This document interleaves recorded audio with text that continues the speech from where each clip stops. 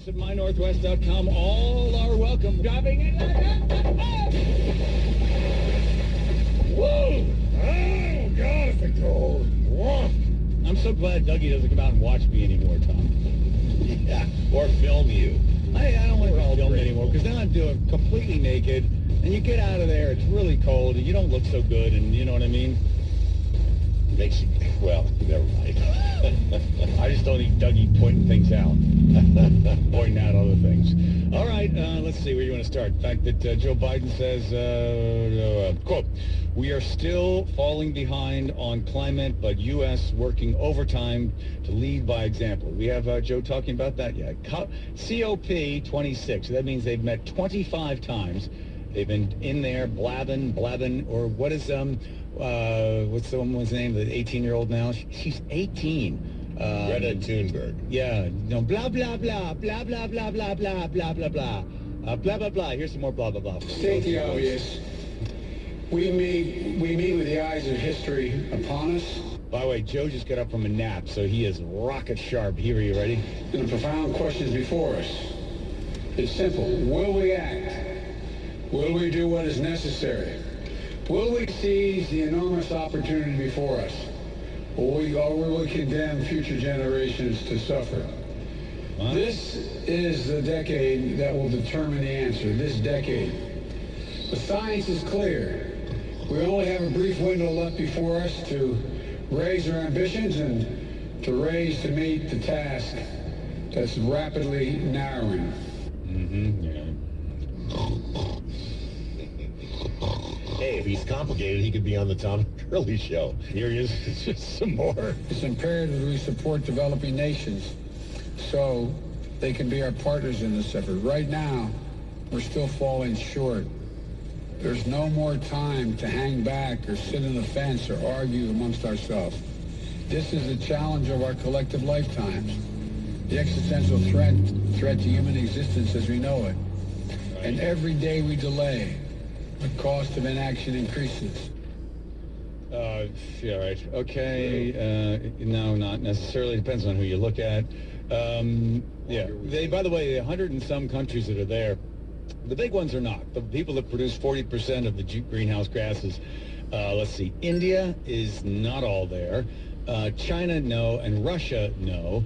And the other countries that are there, like, hey, pay us. I know Africa wants close to $1 trillion in order to be able to take the money from other developed nations and give it to them.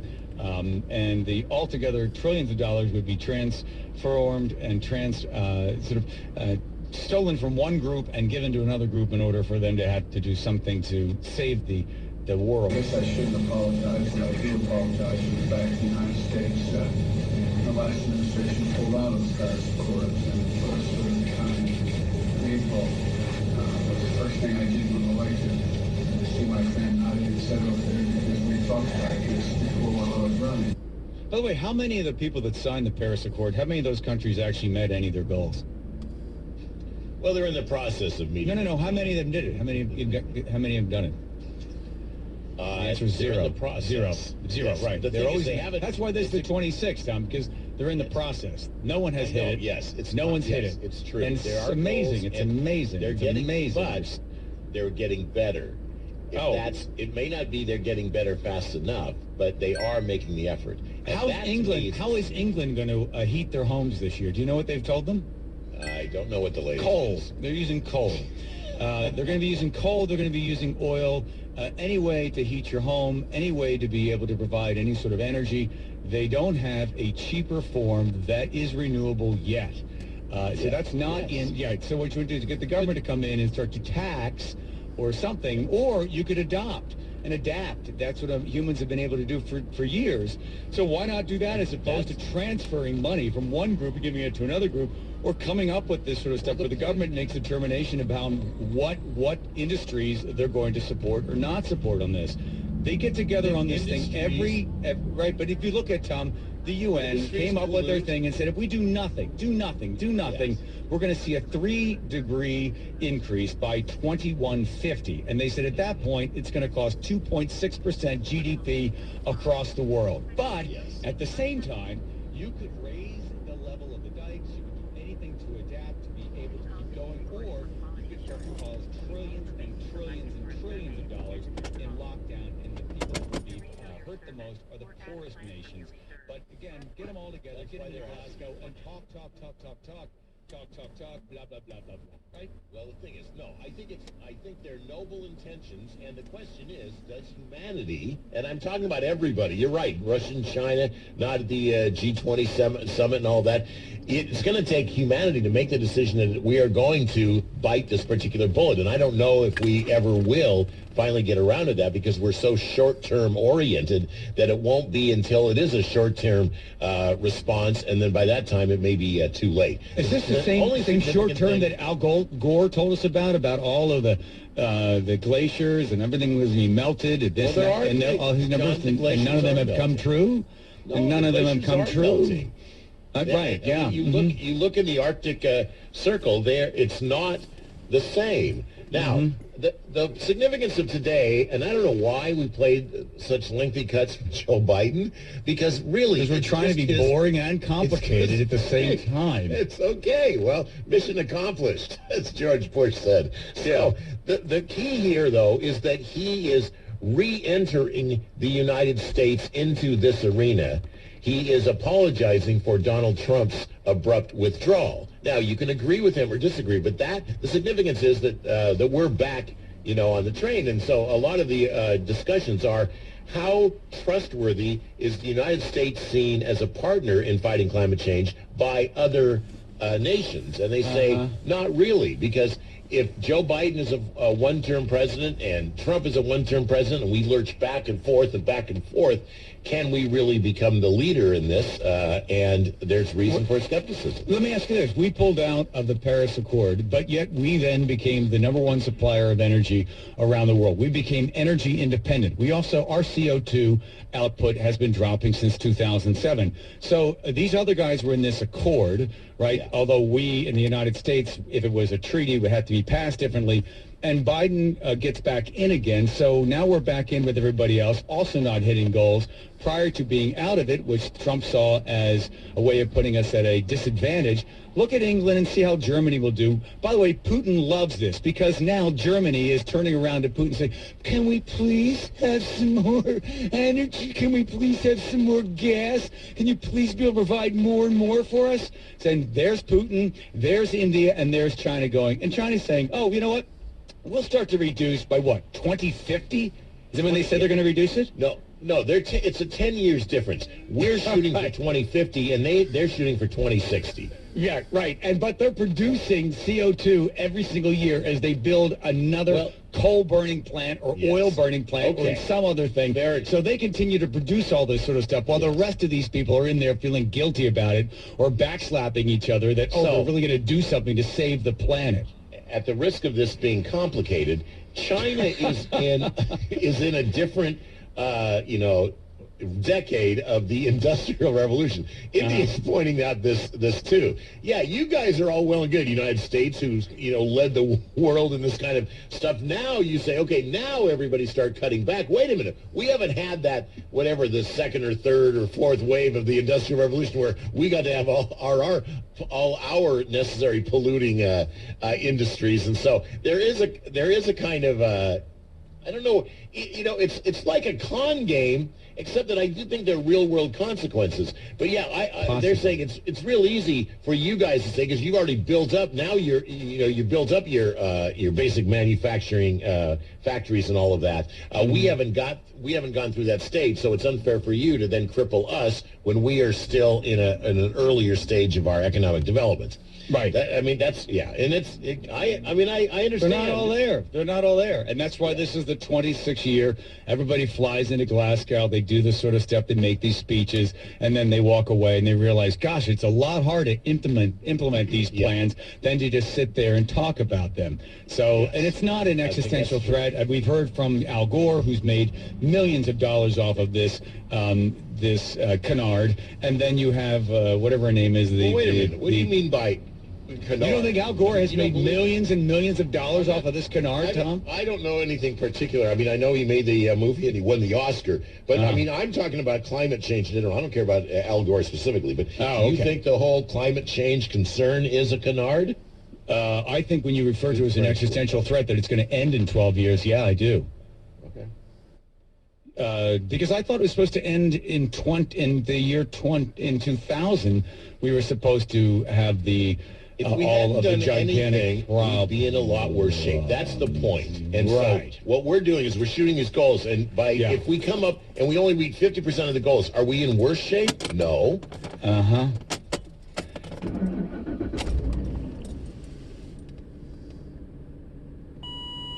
And he gets to catch up on his sleep. There's a question as to whether or not he was snoozing. It's boring. You're sitting there. He's got his eyes closed. But more importantly, maybe he's dreaming about higher poll numbers. The news poll out this morning that's filled with some scary news for the Democrats. The overarching message, Americans have lost their confidence in President Biden and their optimism for the country. At least they have right now. Just 22% of adults say we're headed in the right direction. A shocking 71%. Who are those 22%? Who are those 22% that say the country's headed in the right direction? Well, I'll tell you who the 22% Are you in there, Tom? You think the country's headed in the right direction? Are you part of the 22? I don't trust the Republicans enough to say we're heading in the right direction, because unfortunately Republicans still have too much power. Okay, so but here's what you're you're not part of the 22 then. No, but I don't think we're in the wrong direction either. So I don't know what category I would fit in. You get two choices. You get the right direction or wrong direction. Okay. Well then, then I could say we could be in the right direction. I'm going to explain what I think the 22% are thinking. A lot of us are putting our eggs in this infrastructure basket. Now, and I keep saying this, that's why I think that if Joe Biden finally gets through this double infrastructure package, people are going to feel a lot better about his presidency. And if he doesn't, yeah, I don't know if it's over. It's not literally over, but I think that'll be the death knell of the success. But because that's still on the horizon, that's why you can think, yeah, and if we get that through, then that might build momentum for a Voting Rights Act and all these kinds of things. So a lot is still hanging in the balance, and that's why I think there's still 22% holding out hope. Now, this isn't even on our rundown, so we don't need to talk about too much, but the word that Joe Manchin just let loose today with, hey, you know that 1.7 trillion compromise? I'm not on board yet. You know, I got to understand this a little better. I don't know if it was a CBS person, I think at the top of the hour, said, is this political posturing on Manchin's part, or is this like he has serious concerns that hadn't been addressed in the compromise to cater to him? We'll have to find out. If he scuttles this, that is going to significantly dampen anybody's prospects for thinking the Joe Biden presidency can be successful. Yes. If somebody said to you, to the 22%, or to just Americans in general, we, the government, are going to send you a check, let's say $2,000 every single month, or $1,000 every single month, everybody would love that idea. And then you say to them, and don't worry about it, you're not going to pay for it. We're going to get the 700 billionaires, and we're going to tax the rich people that don't pay their fair share, or we're going to tax the corporations. And you're like, oh, right. You mean to tell me you're going to send me $1,500 or $2,000 a month, and you're going to give me daycare and this and that, and I don't have to pay for it? You'll have everybody on board. Everybody. Right? Who would vote against that? Joe Manchin. No one would. Wait, but Joe's like, I don't believe these numbers. So because Joe Manchin is because Joe Biden did not win West Virginia, and Joe Manchin sitting there representing the West Virginia people. 30, I think. West Right. So, West Virginia is the biggest Trump state in the union, I think. Yes, yeah. And, they got coal down there and everything. But eventually some people would go, wait a minute, maybe 5 or 10 years from now, wait a minute, I got to pay for all this? You're taxing me for all these programs? Because eventually that's what happens with it. But here's more from Bad News from Chuck Todd. Say we're on the wrong track, and that includes a near majority of Democrats who are saying that. President Biden's approval rating stands at a dismal 42% versus 54% who disapprove. Believe it or not, just 2 months ago, Mr. Biden was in positive territory, 49% approving, 48% disapproving. So what's pulling down the president's numbers? Well, look at this set of numbers. Just 37% say he has the ability right now to handle a crisis versus nearly a majority who say he does not. 37% also say he's competent and effective as president. 50% disagree with that description. What's more, Republicans, believe it or not, have double-digit leads in dealing with border security, inflation, crime, national security, the economy, and shockingly on getting things done. Why is that Democrats hold shocking? generally smaller double-digit leads on dealing with climate change, the coronavirus, education, and abortion. And that's really it right now. It's not clear yet whether any deal struck by Democrats on the social spending and infrastructure bills will nudge Mr. Biden's numbers back into positive territory, or whether the damage to his reputation is more of a scar than a bruise. But this much is clear. About the only good news for Mr. Biden and the Democrats in this poll is that the midterm elections aren't for another year. The best thing that Joe Biden did Yes. was not be Donald Trump. Yes. That's what he said. I'm not Donald Trump. Vote for me. Yeah. And they did. And there you go. He's not Donald Trump. He's Joe Biden. And he's everything Joe Biden has been for Joe Biden's entire life. Tracy Taylor's got to look at traffic for us. New blocking issue on South 95, the on-ramp from 44th and Linwood that's blocking is northbound 405, the on-ramp from 160th, a crash there that's blocking. Westbound 18 just east of Weyerhaeuser, we've got a crash investigation there in the right lane. And southbound on the Valley Freeway just north of 84th and Central and Kent with a crash in the HOV lane. Traffic's backed up on South 95 through the downtown corridor. Still pretty busy after Highway 18 heading out towards the Tacoma Dome. You are going to notice a large police presence around the 23,300 block of Pacific Highway South. There was a shooting investigation ongoing out there. We are definitely going to, oh, there it is. Kent Police tweeting out that northbound at Pack Highway South between 240th and Kent Des Moines Road is closed for this investigation. It sounds like that's going to stay closed for a couple of hours or so. Cairo Radio Real-Time Traffic, I'm Tracy Taylor. Acton's has been the go-to roofing company for years. From re-roofs, repairs, to 24/7 emergency service, including tarp-offs, our family has your family covered. Call 1-800-ROOFTOP or visit actonsroofing.com for a free, no-obligation inspection. This hour of the Tom and Curly Show is brought to you by Advanced Hair Restoration. At Clover, we give business owners the system, tools, and expertise you need, and a business consultant to partner with you as you grow. So if you're looking to move into e-commerce, simplify your employee scheduling, taxes, and payroll, or monitor sales across locations, all while taking payments and keeping your data more secure, Clover does that. Business insights, employee management, e-commerce, marketing, and on-call expertise, plus payments. We do that. Talk to a Clover business consultant today. To learn more, visit www.clover.com/we-do-that.